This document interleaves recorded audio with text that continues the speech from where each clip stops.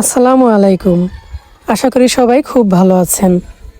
আজ একেবারেই ভিন্নধর্মী একটি রেসিপি আপনাদের সাথে শেয়ার করব, আর সেটি হচ্ছে মাওয়া ঘাটের ইলিশ ভাজা রেসিপি। ঢাকাতে আসা যাওয়ার পথে আমরা প্রায় মাওয়া ঘাটের ইলিশ ভাজা খেয়ে থাকি। অনেক দিন ঢাকায় যাওয়া হয় না, আর মাওয়া ঘাটের সেই ইলিশও খাওয়া হয় না।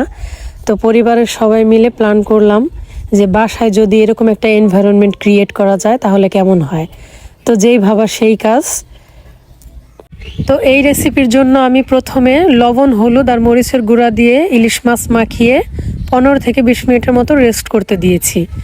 আর এইদিকে 15 মিনিট পর চুলায় একটি প্যান বসিয়ে সরিষার তেল গরম করতে দিয়েছি। তেলটা গরম হলে একে একে মাছগুলোকে ভেজে নিব। আর বড় সাইজের আস্ত ইলিশ না নিয়ে চিন্তা করলাম যে জনপ্রতি একটা করে ছোট সাইজের ইলিশ ভাজা হোক, একটু ভিন্নতা আনার চেষ্টা আর কি। আমরা পরিবারের সদস্য 4 জন, তাই 4টা ইলিশ মাছ ভেজে নিচ্ছি।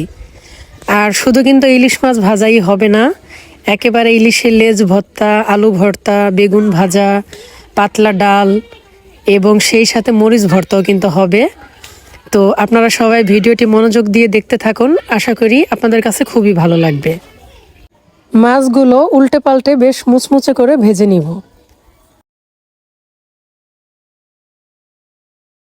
একইভাবে বাকি মাছগুলোকেও ভেজে তুলে রাখছি। মাছ ভাজা কমপ্লিট, এবার ইলিশের লেজ ভেজে নেওয়ার পালা। তো 2 পিস ইলিশের লেজ নিয়েছি, যেটাকে আগে থেকেই লবণ, হলুদ আর মরিচের গুঁড়া দিয়ে মাখিয়ে রেখে দিয়েছিলাম। লেজ ভাজা হয়ে গেলে এই তেলেই কিছু শুকনা মরিচ ভেজে নিচ্ছি, কারণ সবগুলো ভর্তাতেই আমি শুকনা মরিচ ব্যবহার করব।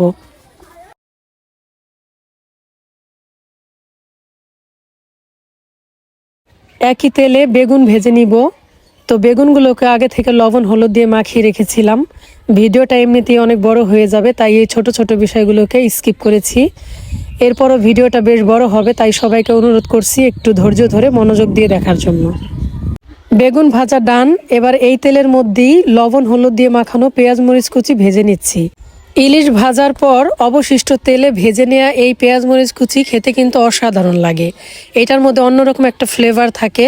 তাছাড়া এই পেঁয়াজ, মরিচ কুচি আমি বেগুন এবং ইলিশ মাছের উপরে ছড়িয়ে দিব। এটাতে খুব ভালো একটা ডেকোরেশন হয়ে যাবে, আর খেতে তো অসাধারণ লাগবেই। এবার ভাজা পেঁয়াজ, মরিচ কুচি একে একে মাছ এবং বেগুনের উপরে ছড়িয়ে দিয়ে গার্নিশিংয়ের কাজটা করে ফেলবো। চুলার কাজ শেষ, এবার একে একে ভর্তাগুলো করে নেওয়ার পালা। প্রথমেই ইলিশের লেজের ভর্তাটা করে নিব, আর এর জন্য একটি গ্লাসের নিচের বাইরের অংশটা দিয়ে মাছগুলোকে থেতলে নিয়ে দেন কাঁটাটা বেছে নিব। এই ভর্তাটাকে আমি যেভাবে করি, প্রথমে লবণ দিয়ে শুকনো মরিচটাকে গুঁড়ো করে নিই, এরপর পেঁয়াজটা অ্যাড করি, আর পেঁয়াজ দেওয়ার পর আরও ভালো করে মিক্স করে নিয়ে দেন সরিষার তেল অ্যাড করি। তো আমি নর্মালি মাছ ভাজার যে তেলটা থাকে ওইটা ইউজ করি, কিন্তু আজকে আর কোনো অবশিষ্ট তেল ছিল না, তো ঘরে থাকা যে সরিষার তেল সেটা ইউজ করতেছি। এবার মাছের ঝুড়িটা ভালো করে মিশিয়ে নিয়ে ধনেপাতা কুচি অ্যাড করলেই তৈরি হয়ে যাবে মজাদার ইলিশের লেজ ভর্তা। তবে যে কোনো ভর্তা তৈরির ক্ষেত্রে আমার টিপস হলো ভর্তাতে লবণ আর ঝালের পরিমাণটা ঠিকঠাক দিতে হবে, আর সরিষার তেলের পরিমাণটা পর্যাপ্ত পরিমাণে দিতে হবে, তাহলে আপনার ভর্তা দুর্দান্ত স্বাদের হবে। তো একই প্রসেসে আমি আলু ভর্তাটা করে নিচ্ছি। ইলিশের লেজ ভর্তাটা যেভাবে করলাম ঠিক সেইভাবে এই ভর্তাটা করব।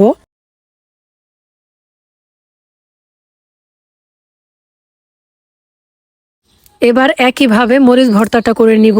তো এই ভর্তাটা তৈরির ক্ষেত্রে যেটা বলার আছে সেটা হলো ঝালটা খুব বেশি করে দিতে হবে, আর তেলটা এমনভাবে দিতে হবে যেন দেখতে একটু মাখো মাখো লাগে। তো দেখুন আমার ভর্তাটা কিন্তু খুব ইয়ামি লাগতেছে।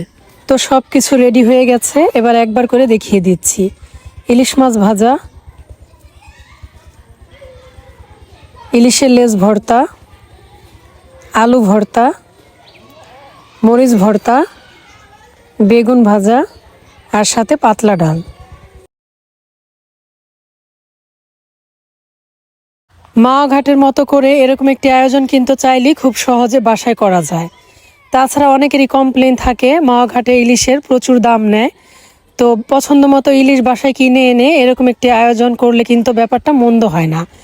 আর তাছাড়া বাড়িতে তৈরি করা খাবারের স্বাদও কিন্তু একটু বেশি হয়। তবে আসল কথা হলো বাসায় এরকম একটি আয়োজন করার যে এক্সপিরিয়েন্স আমাদের, সেটা কিন্তু দারুণ ছিল। আই হোপ আপনাদেরও এই রেসিপিটি দারুণ লেগেছে অ্যান্ড এই আইডিয়াটাও কাজে লাগবে। আজকে এখানেই বিদায় নিচ্ছি। আল্লাহ হাফেজ।